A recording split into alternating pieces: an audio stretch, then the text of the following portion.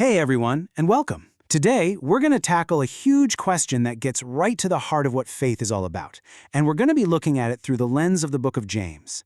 The question is this: when it comes to having real, genuine faith, is just saying you believe actually enough? So let's just put it right out there. Is saying you have faith enough? I mean, can a belief that only exists up in your head, or in the words you say, be considered the real deal if it doesn't show up in the real world? This is the core problem we're going to unpack today. So here's how we're going to break this down. First, we'll talk about what's called an empty profession. Then we're going to get into this really wild idea that demons also believe. After that, we'll see what a faith of action looks like, and finally, we'll pull it all together to see what the manifestation of true piety is all about. You know, what this faith actually looks like when you're living it. All right, so first up, this problem of an empty profession. This is a faith that, it sounds really good. It uses all the right language, all the right buzzwords, but there's just nothing behind it. And James has a pretty blunt term for this. He calls it dead faith. He uses this incredible analogy. It's just so simple and so powerful. Imagine you look in a mirror. That's step one, right? You see something's wrong. Maybe you've got dirt on your face. But then, step two, you just turn around, walk away, and completely forget about it. So what's the result? Step three, absolutely nothing changes. The knowledge you had was totally useless because you didn't do anything about it. And here's another gut punch of an example. Picture seeing a brother or sister who's in a bad way. They're cold, they're hungry. And you say to them, hey, keep warm and well-fed, and then you just walk off. You do nothing to actually help them get warm or get food. Your words are just hollow. They're completely meaningless without any action behind them. Okay, so now we're going to move to our second point, and honestly, this one is even more of a shocker. It's the idea that demons also believe. This gets at a faith that's purely intellectual. It's all in your head, and the point James makes here is stunning. Even demons can have perfectly correct beliefs about God. Just look at this quote. You believe that there is one God? Good. Even the demons believe that and shudder. Let that sink in for a second. Simply agreeing with a fact, even a foundational fact like there is one God, isn't what saving faith is.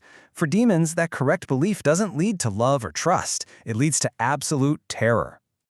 So what that gives us is this really clear definition of what we could call a demonic faith.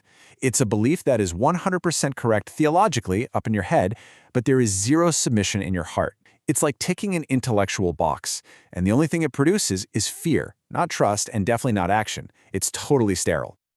So, if dead faith and demonic faith are the problems, then what's the answer? Well, this is where James introduces the solution, a faith of action.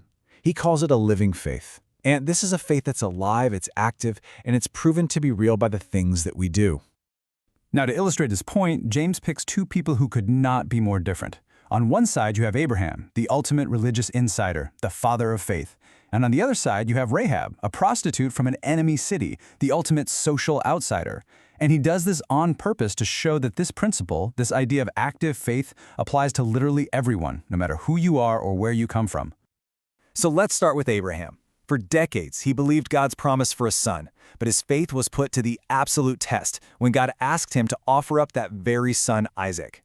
His willingness to obey, that's just an unimaginable, heart-wrenching action. That was the ultimate proof that his belief wasn't just words, it was real. James even says his faith was made complete by what he did. And now, look at Rahab.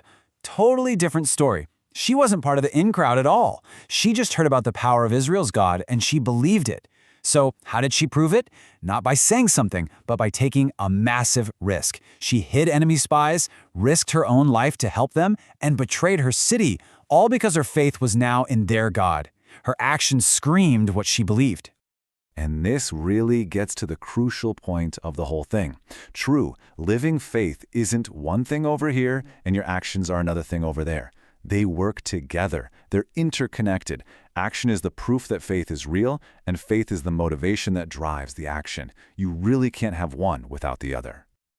Okay, so this all sounds great, right? Faith of action. But what does that actually look like, on a Monday morning? Well, James doesn't leave us hanging. He gets super practical and gives us a concrete checklist of what he calls true piety. He gives us 3 really tangible marks of a living faith. Number 1, control your tongue. It's an internal test of self-control. Number 2 is external. Care for the vulnerable. You actively look after the orphans and widows, the people society tends to forget. It's about compassion in action. And number 3 is about your own character. Stay pure. You keep yourself from being corrupted by the negative stuff in the world around you. It's about personal integrity. And all of this brings us right back to the final, really challenging question. This isn't just some abstract theology. It's deeply personal. After looking at the difference between a dead faith and a living one, the question James leaves us with is one we have to turn around and ask ourselves. Is my faith just something I talk about, or is it something that's actually being lived out?